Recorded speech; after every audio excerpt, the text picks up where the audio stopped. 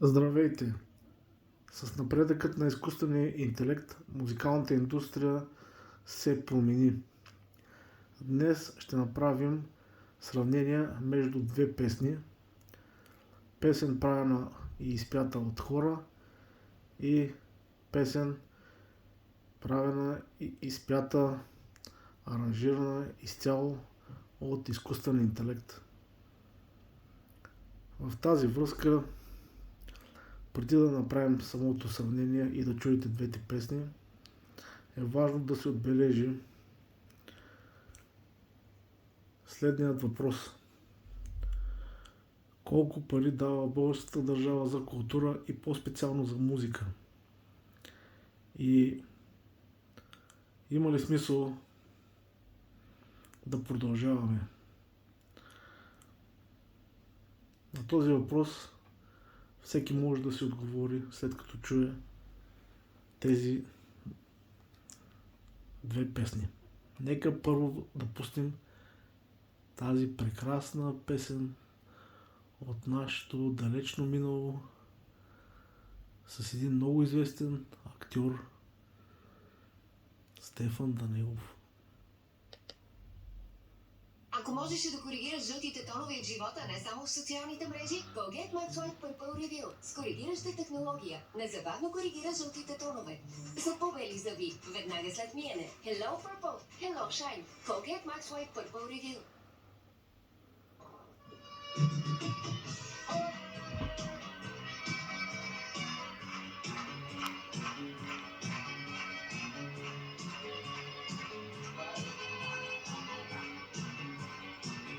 Comment ça va? Comme ça. Je te narичам mon amour. Ще съм ти верен pour toujours. Comment ça va? Comme ça. Ще те наричам mon amour. Ще съм ти верен pour toujours. Аз съм от Твърдица, ти си от Париж, но една искрица блесна в нас и виж. Сега мълчим смутени двама, в плен на любовта, за нея километри няма. Малък е света, comment ça va? Comme ça. Ще те наричам mon amour. Ще съм ти верен pour toujours. Comment ça va? Comme ça. Ще те наричам mon amour. Ще съм ти верен pour toujours. Български не знаеш. И така, нека да чуем и песен изцяло създадена, изпята, аранжирана от изкуствения интелект.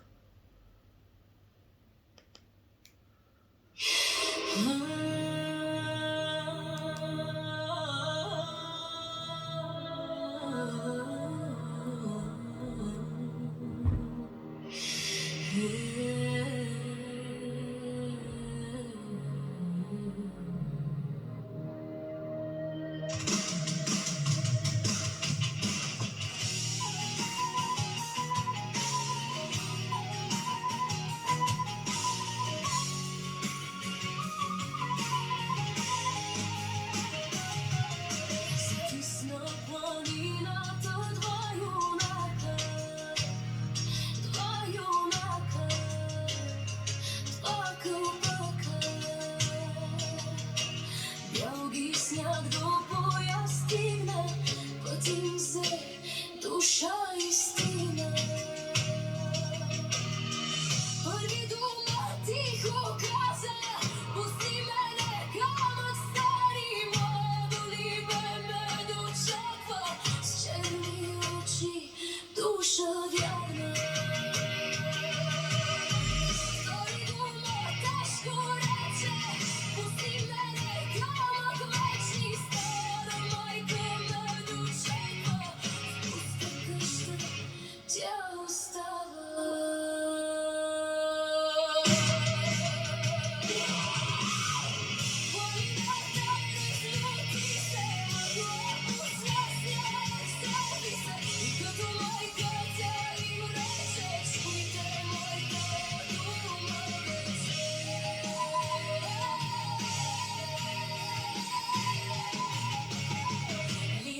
плаче до зарана, сълзи бърше ден, два, три, майка плаче без отрада, докато е жива, тя ще страда.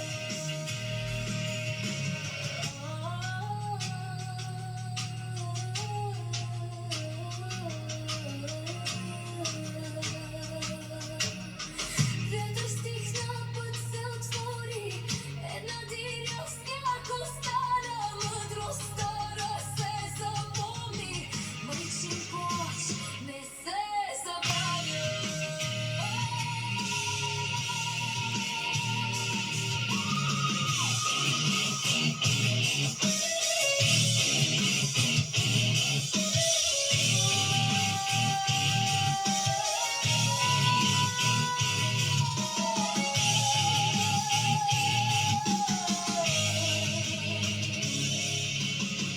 Вятър стихна, път се отвори, една диря в сняг остана. Юнак майка си прегърна, сине Бог, при мен те върна. Определено това е песен, която ако трябваше да бъде създадена от хора, вероятно ще трябва първо да се наеме екип от близо 20 и повече професионалисти, музиканти.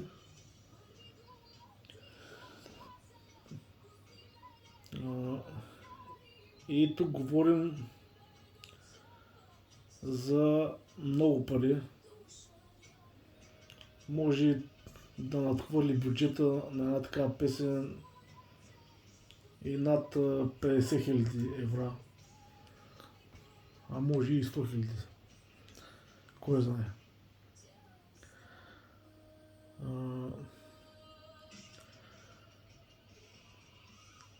В този случай изкуственият интелект вероятно я е генерирал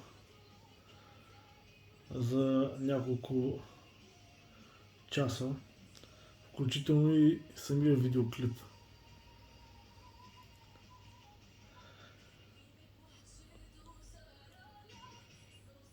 Предстоят тежки дни за музикалната индустрия и по-специално за големите певци, които сега ще трябва да се конкурират с изкуствения интелект. А нивото, което чуваме в момента, е от много висок мащаб. Това е мега хит и като изпълнение, и като музика, аранжимента, текста. Не знам дали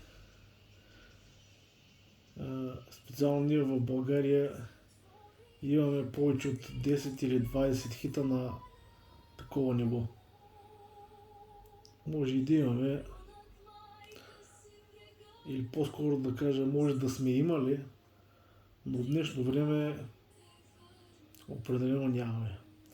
И с това приключваме нашето сравнение.